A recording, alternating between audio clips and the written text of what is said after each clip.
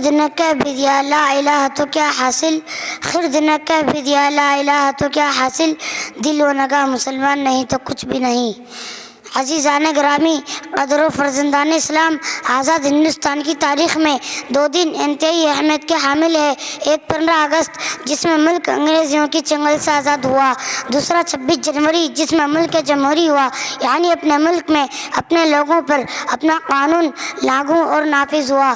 اپنا قانون بنانے کے لیے ڈاکٹر بھیم راؤ امبیڈکر کی صدارت میں 29 اگست 1947 کو 7 رکنی کمیٹی تشکیل دی گئی تھی، جس کو ملک کا موجودہ قانون مرتب کرنے میں 2 سال 11 ماہ اور 18 دن لگے۔ دستور ساز اسمبلی کی مختصر اجلاس میں اس نئے دستور کی ہر شق پر کھلی بحث ہوئی۔ پھر 26 نومبر 1949 کو اسے قبول کر لیا گیا۔ پھر 24 جنوری 1950 کو اس نئے دستور کی ہر شق پر کھلی بحث ہوئی۔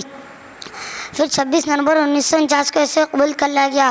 پھر 24 جنوری 1950 کو تمام ارکان نے نئے دستور پر دستخط کر دیا۔ البتہ مولانا حضرت علی موہانی نے مخالفت کرتے ہوئے دستور کی ظرافت پر ایک نوٹ لکھا کہ یہ دستور برطانوی دستور کا ہی اجرا اور توسیع ہے، جس سے آزاد ہندوستانیوں اور آزاد ہند کا مقصد پورا نہیں ہوتا۔ بہرحال 26 جنوری 1950 کو اس نئے